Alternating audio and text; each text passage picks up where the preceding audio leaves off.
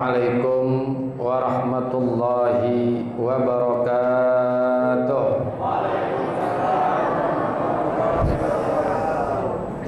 Alhamdulillahilladzi farrada alaina as-salata waz-zakata wa dzalika dinul qayyimah. Was-shauma ramadhana fi kulli 'amin wa sanah. Wa hajjal baital harama fil 'umri marratan wahidah liman istata'a. Wassalatu wassalamu ala sayyidina wa habibina wa syafi'ina wa qurrati a'yunina wa qudwatina wa maulana Muhammadin nabiyil huda war rahmah wa ala alihi wa sahbihi alladhina tabahu min yawmina hadha ila yawmil qiyamah. Amma ba'du, yaqulu Allah Ta'ala fil Qur'anil Karim wa huwa asdaqul qailin. Bismillahirrahmanirrahim. Inna a'tainakal kautsar fasholli li rabbika wanhar inna syani'aka huwal abtar. Shadaqallahul adzim wa ballagha rasuluhun nabiyyul habibuhul karim. Wa nahnu ala dzalika minasy syahidin wasyakirin walhamdulillahi rabbil alamin. Hadratil muhtaramin wal muhtaramat, para alimil ulama, para asatizah, para guru, para kiai, para orang tua, para sesepuh dan bini sepuh, wabil khusus sahibul fadilah guru kita Bapak Ki Haji Husein Akhifillah Ustaz Haji Pepen Effendi, dan juga Bapak Haji Jana selaku pengurus masjid, yang semoga Allah berikan panjang umur, sehat afiat, beserta jajaran pengurus Masjid Al-Jihad. Hadir juga para asatizah yang lainnya, Bapak Haji Basroin, dan juga Bapak RT, Bapak RW ada sini hadir semua ya, yang semoga semua dimuliakan Allah Subhanahu wa taala.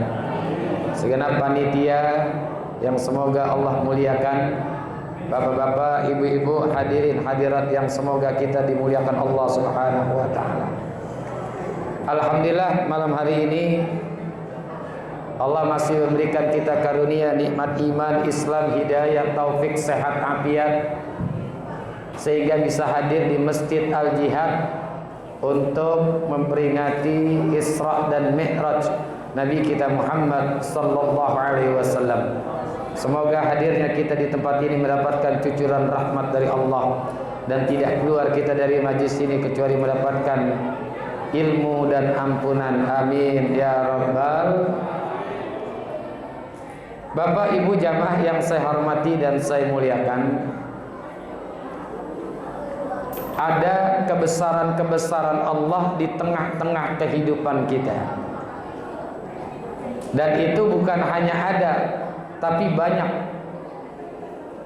Yang sering kita mengukur kebesaran Allah itu dengan ukuran kemanusiaan kita.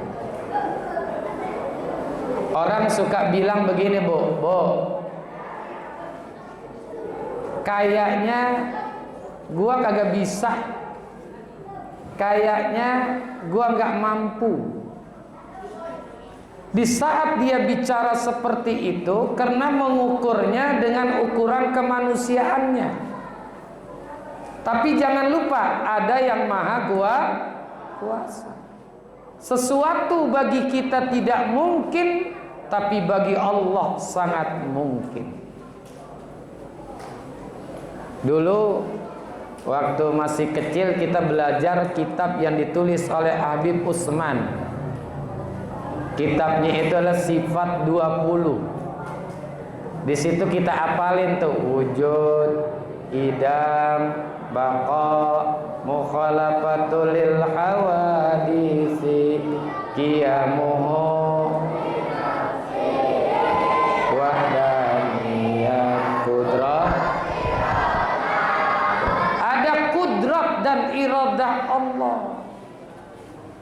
Ini orang sekarang sebut sifat 20 itu bid'ah. Dari mana dia mengatakan sifat 20 itu bid'ah? Dan ulama-ulama itu setiap menyebutkan sifat-sifat Allah yang wajib, yang mustahil, yang jaiz, pasti mengutip ayat. Saya kasih contoh nih. Qudrat, ayatnya dikutip dari Al-Quran. Innallaha ala kulli syai'in.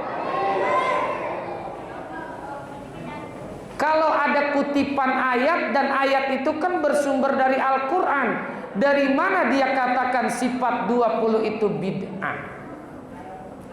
Dan inilah cara ulama mengajarkan kita masyarakat di Jakarta sifat 20 agar kita ini mengenal Allah. Maka kita baca deh, wujud kidam baqa mukhalafatul qiyamuhu bina wahdaniyat qudrat ilmu basar kalam qadiran aliman.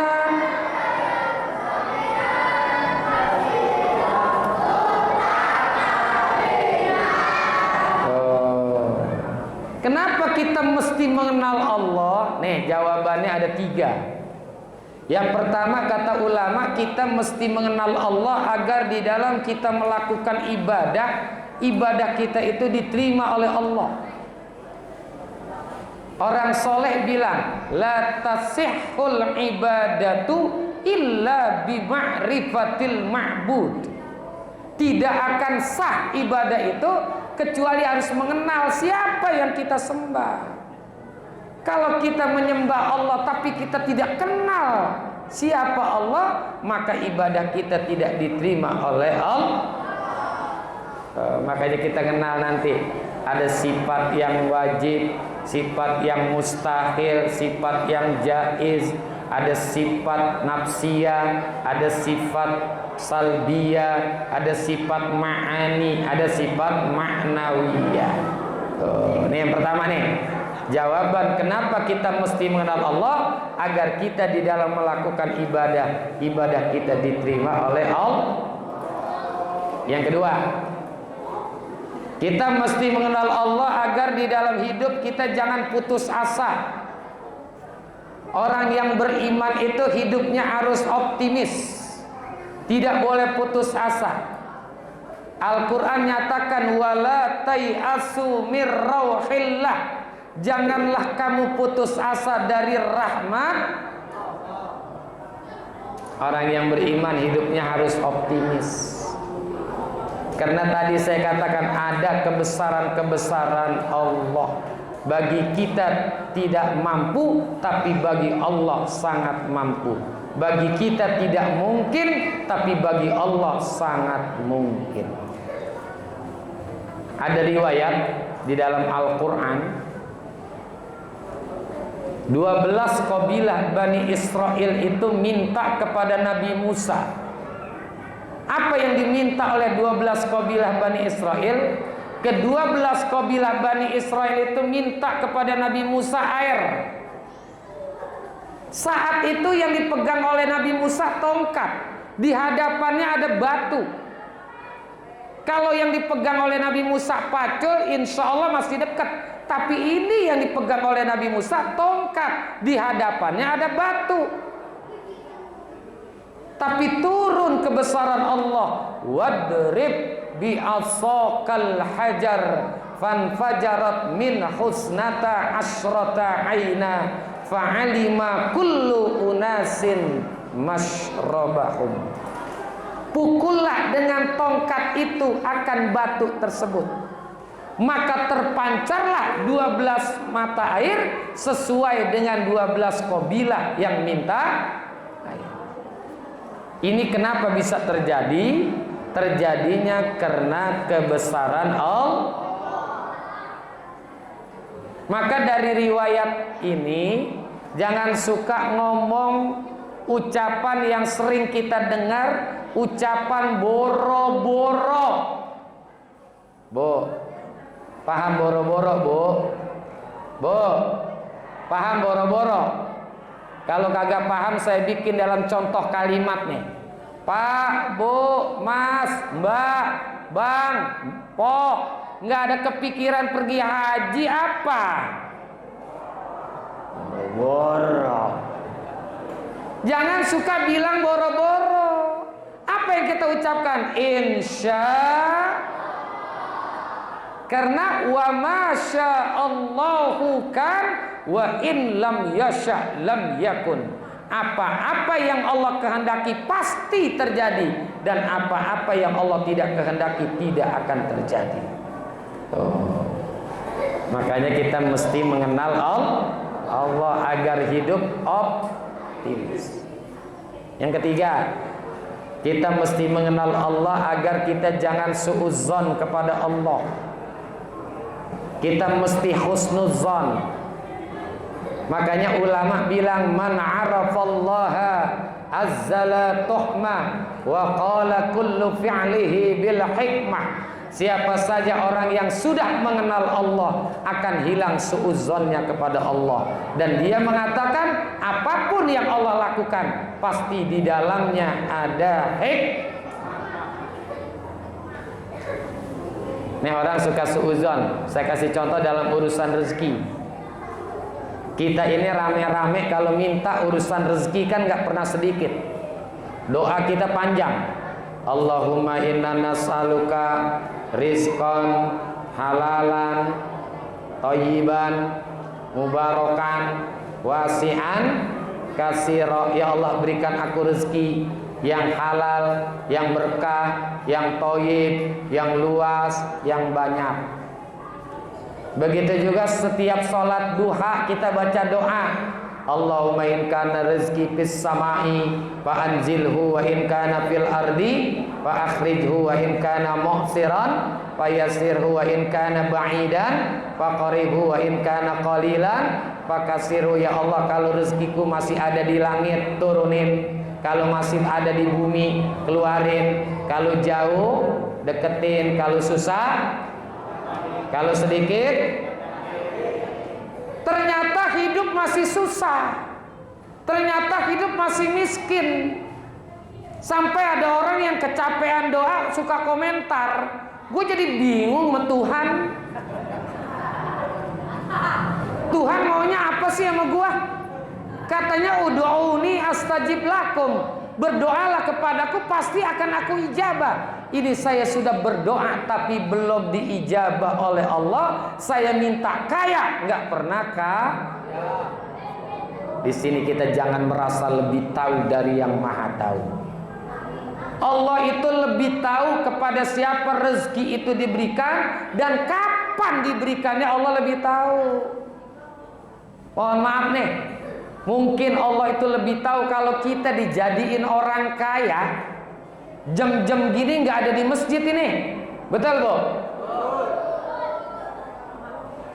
Jangan-jangan lagi nonton TV nih. Apalagi sekarang sinetron apa Bu? Ikatan Cinta, katanya Andini apa sih namanya Bu?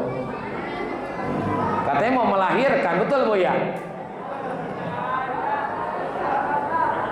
Nih Allah tuh lebih tahu kapan rezeki itu diberikan, di mana diberikan, kepada siapa diberikan, dan berapa banyak diberikan. Itu Allah lebih tahu. Maka dalam urusan rezeki kita nggak usah putus asa. Orang jaminannya jelas. Wa ma min dabatin fil ardi illa 'alallahi rizquha. Setiap binatang yang melata sudah dijamin rezekinya, apalagi manusia. Yang kedua, orang biasanya suka suudzon itu dalam urusan jodoh nih sering kadang-kadang nih. Kalau kita datang acara resepsi pernikahan, kita lihat ada suami istri datang. Ya Allah, suaminya tinggi, bersih, putih, mancung, cuakep. Bukan cakep lagi nih ya. Tinggi, bersih, putih, mancung, cuakep.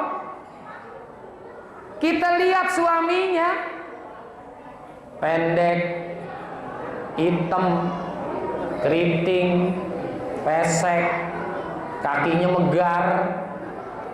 Orang suka komentar, ini dari mana jalannya?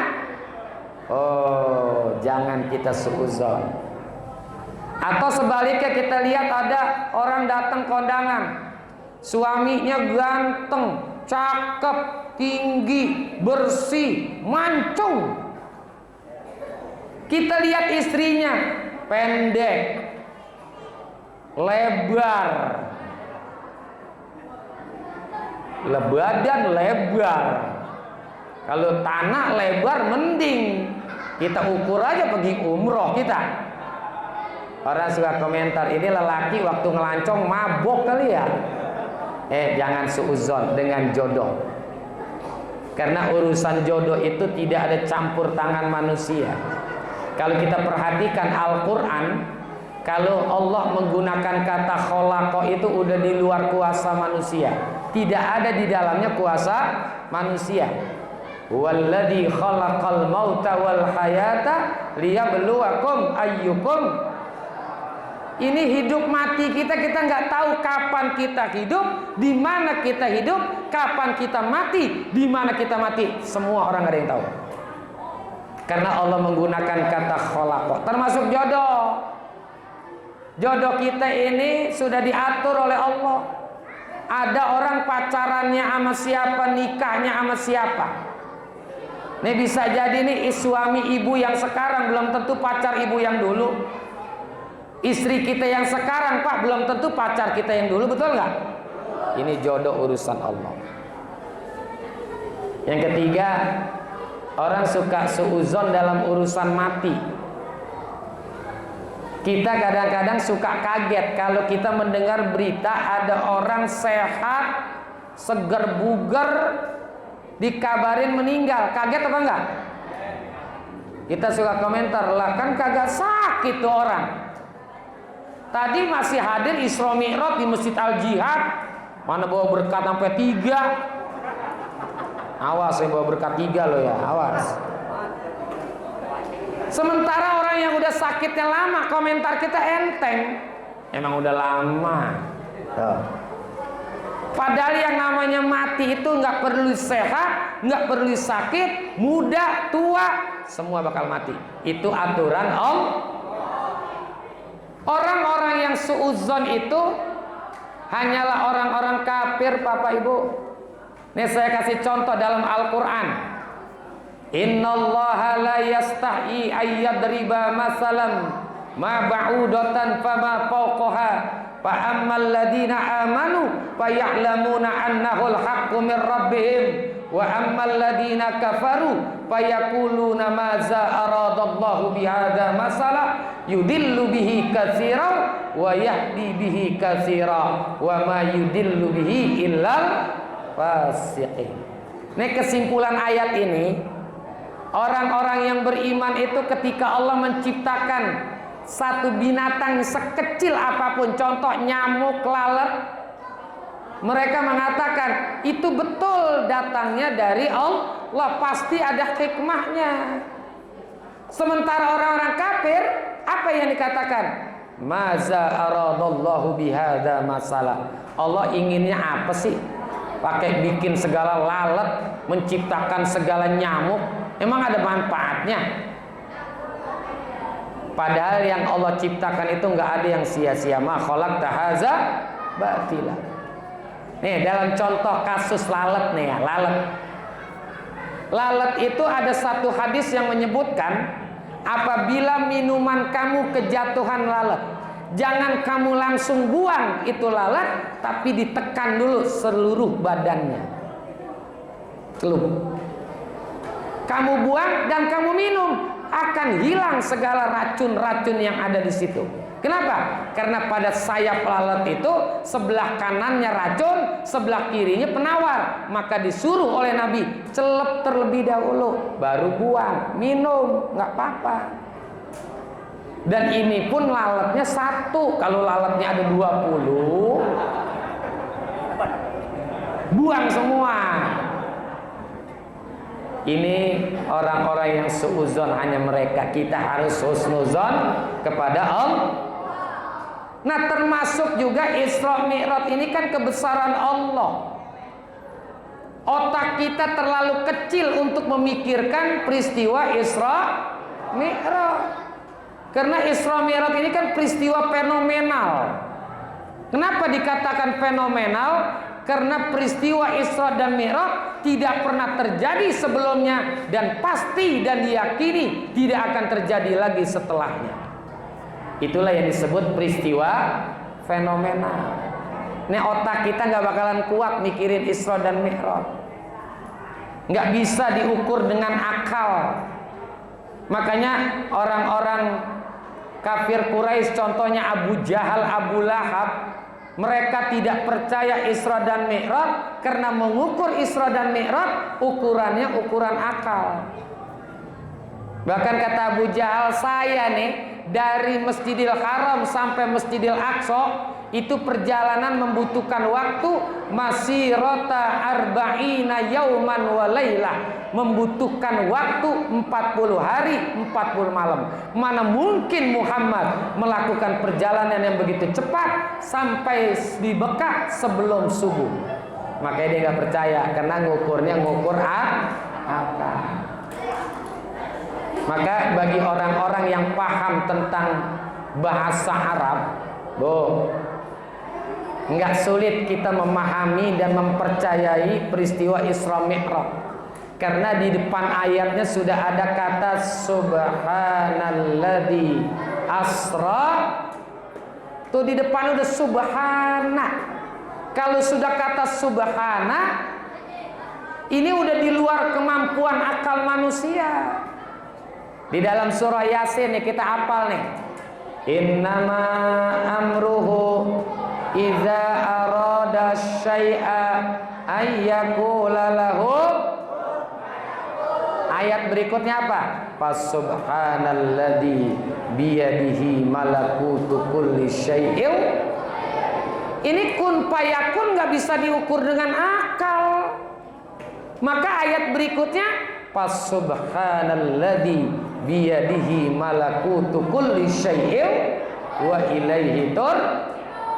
Makanya peristiwa Isra Mi'raj jangan tanya bagaimana Isra Mi'raj, tapi kenapa Isra Mi'raj. Kalau kita tanya bagaimana nggak bakalan ketemu jawabannya. Tapi kalau kita tanya kenapa Isra dan Mi'raj, insya Allah masih ketemu jawabannya. Kenapa sih Rasulullah itu diisrokan dan dimi'rajkan? Di dalam sejarah kehidupan dakwah Rasulullah, tahun di saat terjadi Isra dan Mi'raj itu tahunnya namanya tahun duka cita. Kenapa disebut tahun duka cita? Karena memang Rasulullah di saat itu sedang berduka. Berduka yang pertama wafat paman beliau Abu Thalib. Padahal Abu Thalib ketika wafatnya, dari hidup sampai wafatnya belum pernah ngucapin 2 kalimat syahadat. Ketika Sayyidina Hamzah wafat, Rasulullah nggak sedih. Tapi kenapa ketika Abu Thalib wafat, Rasulullah sedih? Ternyata Abu Thalib betapapun belum pernah ngucapin syahadat, Bapak Ibu, dalam membela agama Islam itu luar biasa. Nih Abu Thalib nih, kita contoh tuh, Abu Thalib belum pernah ngucapin syahadat tapi membela Islam luar biasa. Masih ada kepedulian kepada agama Islam.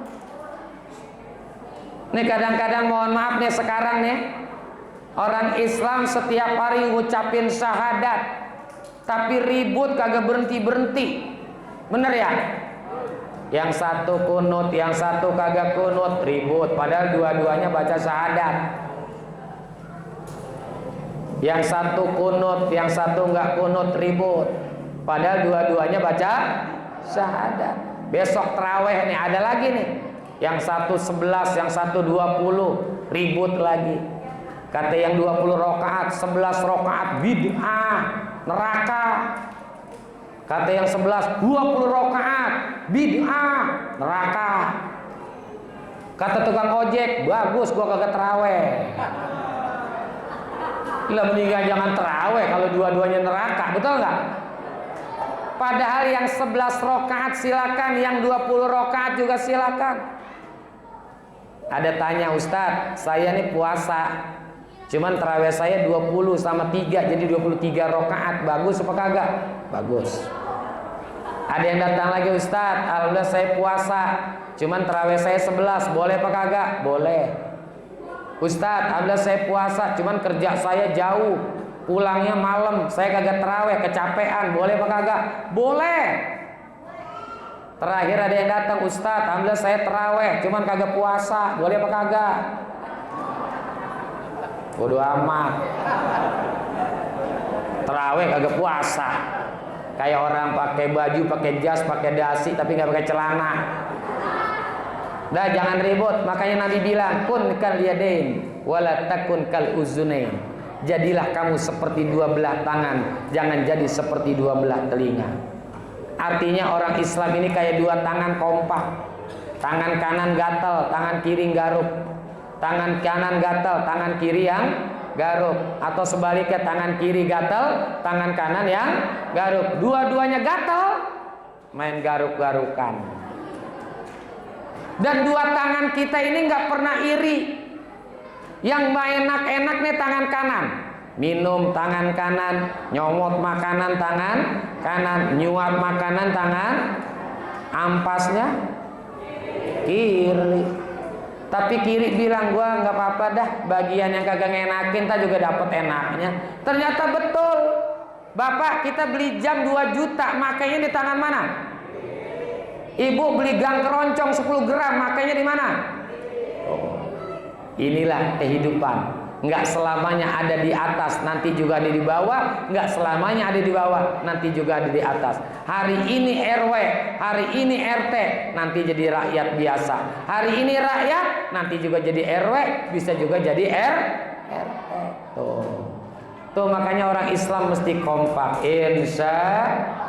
Yang kedua, wafat istri beliau Khadijah binti Khuwailid. Dan Siti Khadijah ini kekayaannya 2/3 dari masyarakat yang ada di kota Mekah. Jadi kaya 2/3. Dia kuasain tuh kekayaan yang ada di kota Mekah. Ketika wafatnya usianya 65 tahun, anaknya ada 7. Rasulullah sedih. Sekarang saya tanya ibu-ibu nih, Bu, jujur Bu.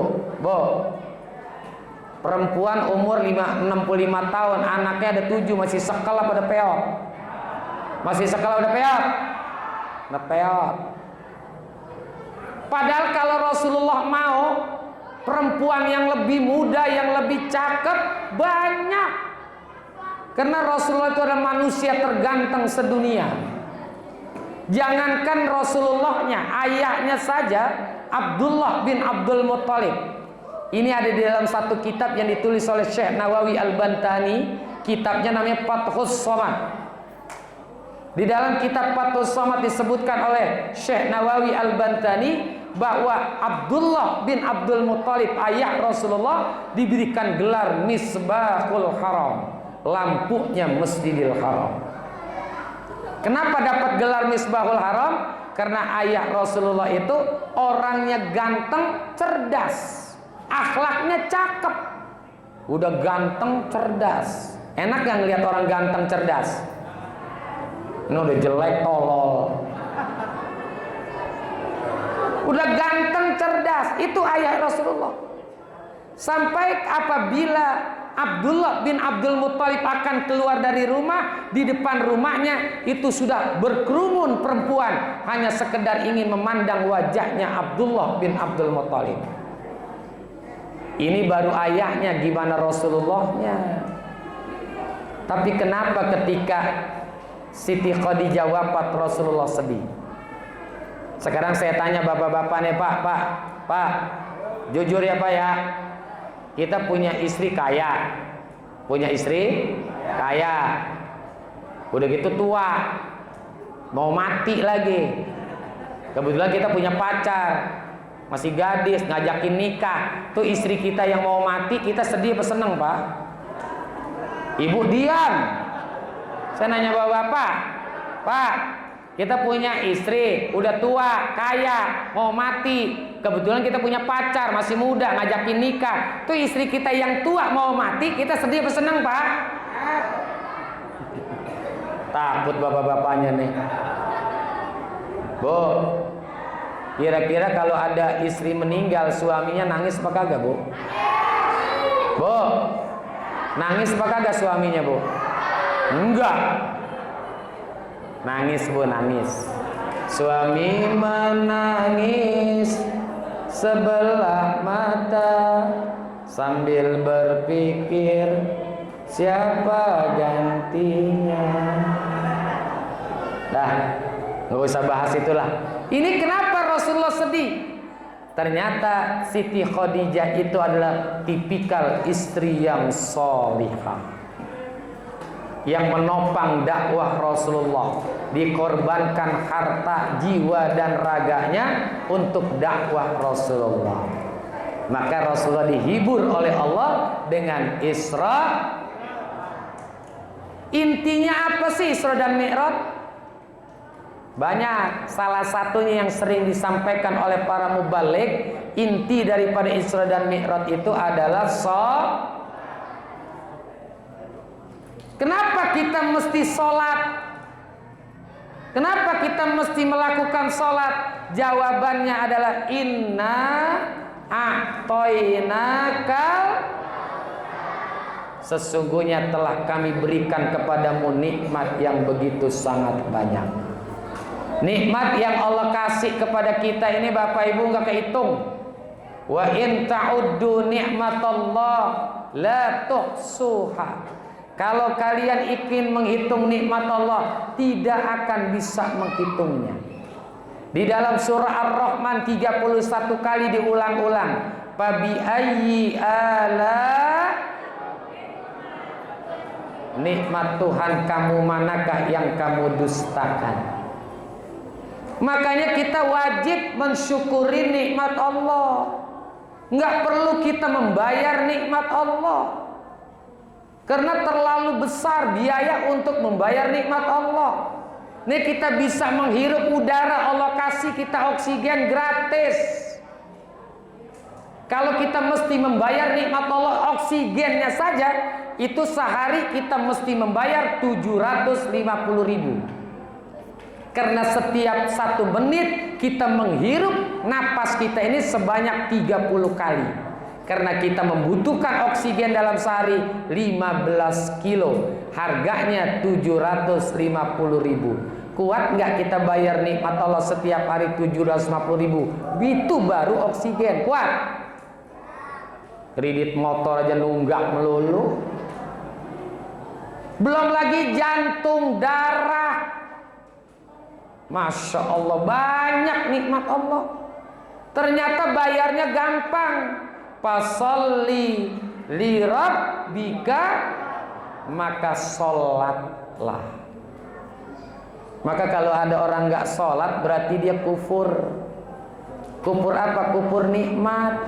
Man taraka sholata muta'ammidan faqad kafara. Siapa saja orang yang meninggalkan sholat dengan sengaja, berarti dia telah kufur. Maknanya kufur nih, karena enggak mensyukuri nikmat Allah lewat sholat. Kan kagak mahal, sholat itu kagak mahal. Biayanya enggak terlalu mahal. Baju koko, kain, mukena berapa harganya coba? Enggak sampai mahal. Kalaupun ada kain yang mahal namanya BHS, kagak wajib pakai BHS. Ada kain yang lain atlas, wadimor, apalagi cap 2 mangga, gajah duduk. Yang makai orangnya gemuk, benar-benar gajah lagi duduk.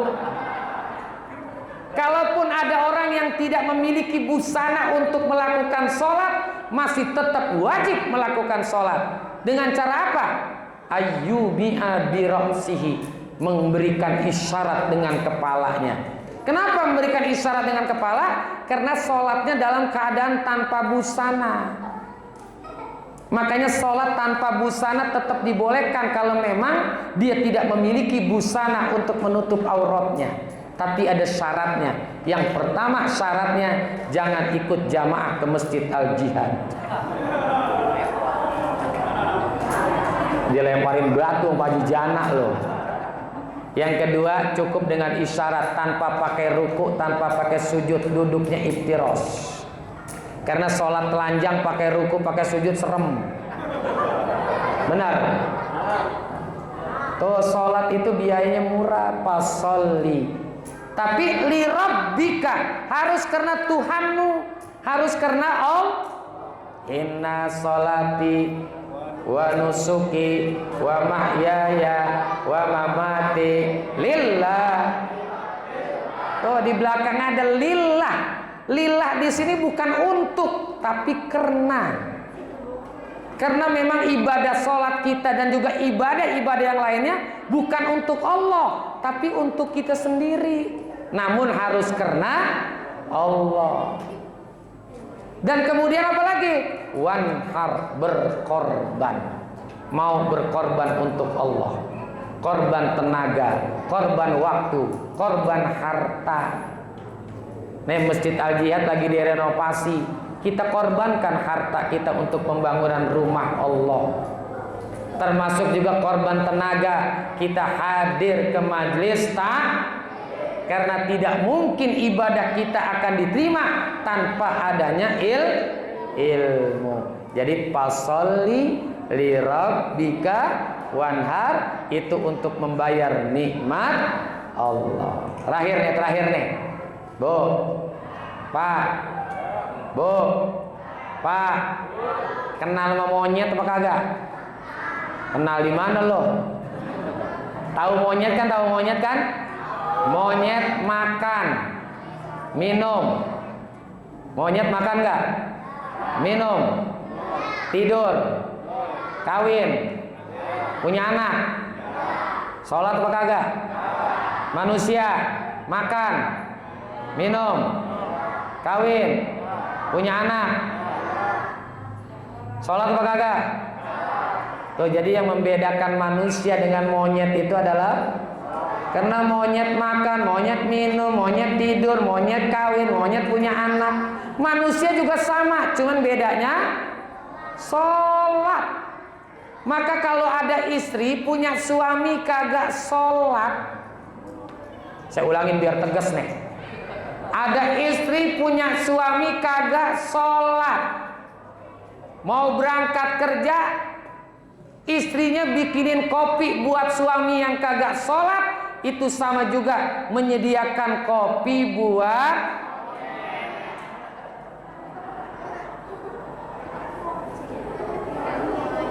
pulang kerja. Suaminya masuk angin, minta dikerokin sama istrinya. Suaminya kagak sholat, berarti istrinya lagi ngerokin.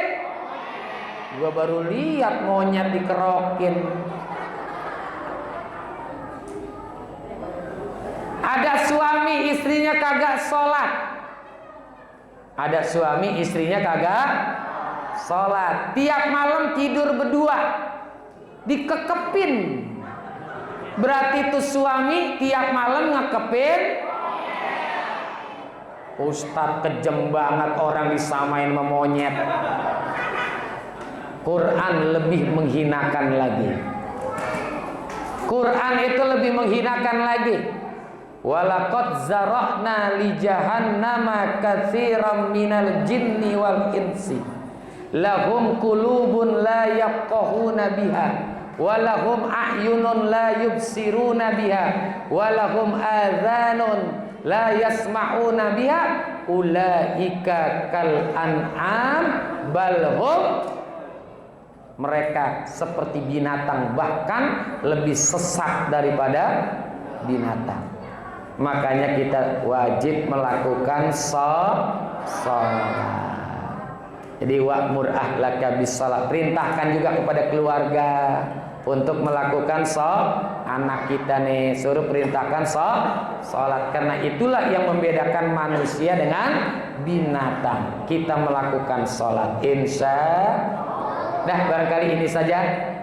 yang bisa saya sampaikan, mudah-mudahan ada manfaat. Sebelum kita tutup, kita baca Fatihah dulu. Mudah-mudahan Allah berikan berkah di dalam hidup kita, panjang umur, sehat afiat, tambah ilmu kita, tambah rezeki kita, anak-anak kita semua menjadi anak yang baik, anak yang saleh, anak yang bakti kepada kedua orang tua, takwa kepada Allah Subhanahu wa taala, dan Allah matikan kita dalam husnul khatimah. Wa ila kulli niyatin salihah wa ila hadratin nabi syai'un lana wa lahum. Al-Fatihah.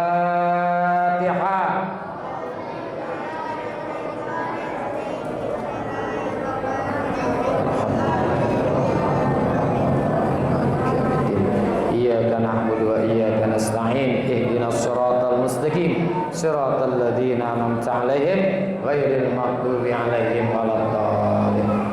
Rabbi firli wa liwalidayya. Terima kasih dan mohon maaf apabila ada kekurangan.